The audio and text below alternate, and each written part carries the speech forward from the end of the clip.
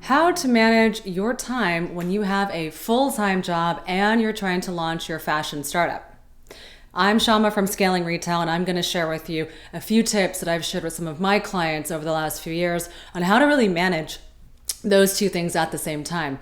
It's hard. Step one of time management is really going to be look at organization at home yourself.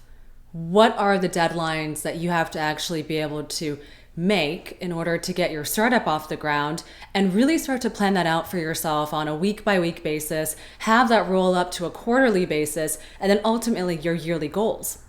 Now, of course, in a startup fashion company, you are actually working off of more seasonality, right? Maybe you're trying to hit fall winter market or spring summer market, but sit down and find out exactly what are the goals you need to be hitting on a week-by-week basis. What are the things you can do yourself, and what are some of the things you might potentially need to hit up some resource partners for or get some help on? So organization is going to be your number one goal to managing the expectations of maybe a needy boss at work, but also being able to stay on top of your goals so you don't miss a beat with your business.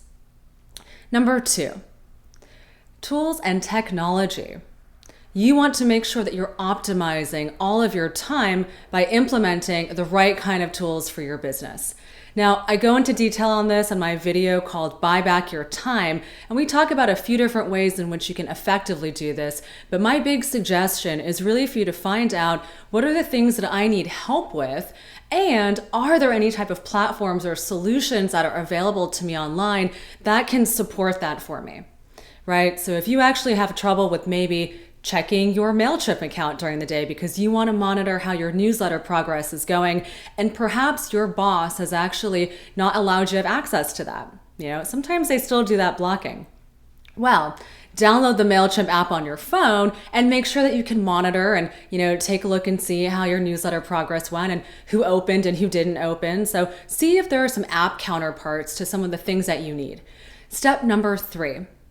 Of course, if you are working full-time, and let's say you're in a major metropolitan city, you might actually be working not a 9-to-5 job, but maybe a 9-to-7 or a 9-to-9 job.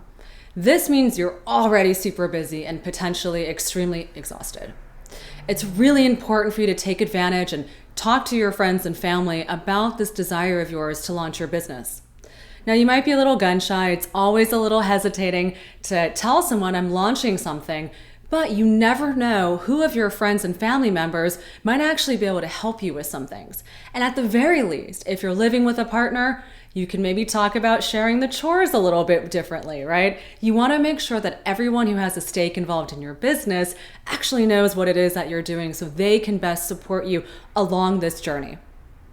I hope these tips were helpful. This is part one of a two-part series on how to really figure out launching your brand while working at a full-time job. If you have any questions, please feel free to email me at syama@scalingretail.com. Leave a comment below. And as always, please subscribe. Thank you.